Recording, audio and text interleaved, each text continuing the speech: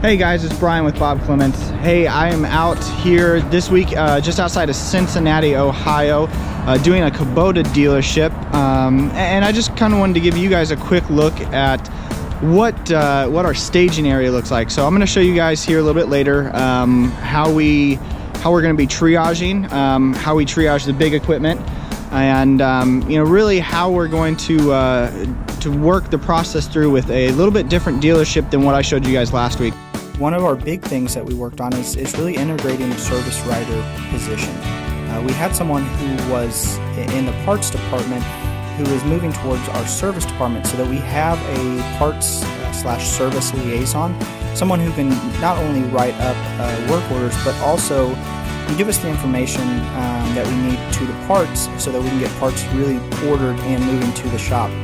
The nice thing about having this service writer is it gives us the ability to schedule our jobs, because she really had an understanding of what parts were ordered, when they were coming in, if there was any backlog, any back-ordered parts, anything that was just going to hold things up. So it was really nice having that position here at this dealership. With this dealership being a big ag and OPE dealership, we had a lot of very interesting things. When I showed up, they didn't have a service coordinator. By the end of the week, we had one person who came in for an interview for that service coordinator position.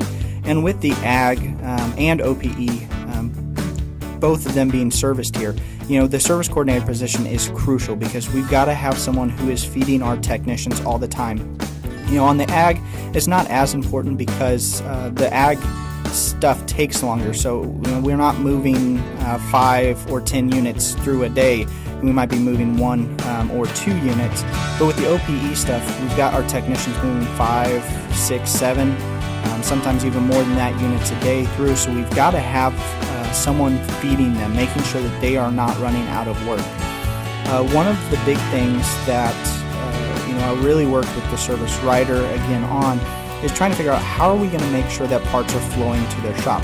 They've got a fairly large parts department and they've got a very large shop.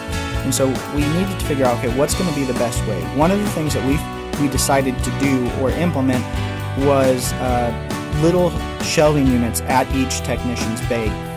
This was going to be our easiest way, or what we felt was going to be the easiest way to get parts to the technicians. So all of their parts for their upcoming jobs for the day were at a parts shelf at their bench. So that was a different way that we've kind of set it up so that the technicians always know, okay, what their next job is, because they have all the parts in their work orders with the parts, but they also know that all their parts are there, and then it gives the ability for the service coordinator to do a quick walk by and know what the next job is for the technicians. So it was a great dealership to work at. I'm excited to see them grow. I'm excited to get a service coordinator in position. That's really going to help them take their dealership to the next level.